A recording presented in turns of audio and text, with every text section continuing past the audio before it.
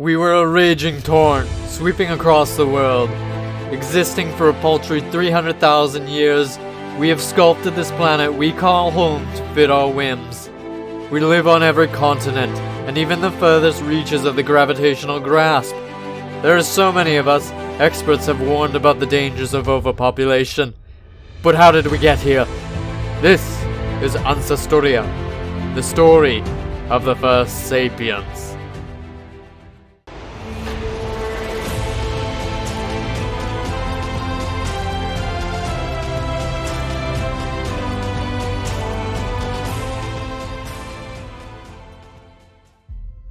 In the dying breaths of Homo Erectus, some fought against extinction and underwent fundamental evolutionary changes that would better position their descendants to survive.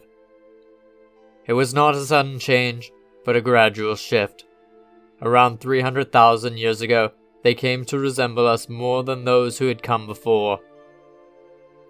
This is where we mark Homo Sapiens' genesis.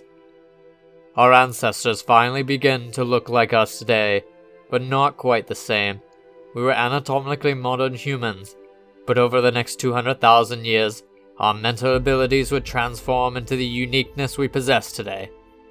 Humans acquired certain gene mutations that allowed our ancestors to see the world in more abstract ways, possibly the first stage of consciousness. When our people used their cognitive abilities, they would often judge people based on appearances and actions, keep track of favors, and bonded with different tribes to cooperate for a time. By around 50,000 years ago, we refined these traits and our behavioral abilities could be seen as modern. However, this means that a portion of the sapient population had already departed from the rest, and yet all humans alive today possess these traits, which means we were able to develop them separately from each other. The genetic coding was always there, it was just waiting to unlock when certain conditions were met. Homo erectus retreated from most of the world either by extinction or evolution. In Africa, evolution selected genes that allowed our species to come into existence. It used to be thought that we rose in the reaches of East Africa, but new evidence suggests that we may have evolved across much of Africa. It might be possible that Homo sapiens roamed the wide expanse of Africa during their evolutionary years. The San people of southern Africa and the Hadza people of Tanzania are owed the honor of being the oldest unchanged survivors from our ancestral lineage. They departed from the rest of our species in East Africa around 160,000 years ago, which means that they experienced their own distinct cognitive evolution. However, they are the same as the rest of us. They depend on each other for societal benefits. They belong to nuclear families. Their women and elders are respected.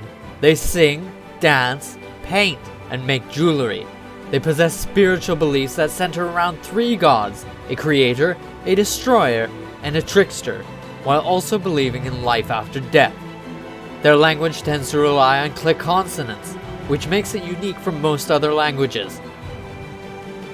Despite being so vastly separated from the rest of us, they were the most populous ethnic group on the planet until 22,000 years ago. Homo sapiens were not the only contenders left in the world.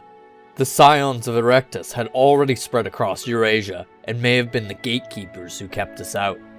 However, the tenacity of the wise man knows no bounds.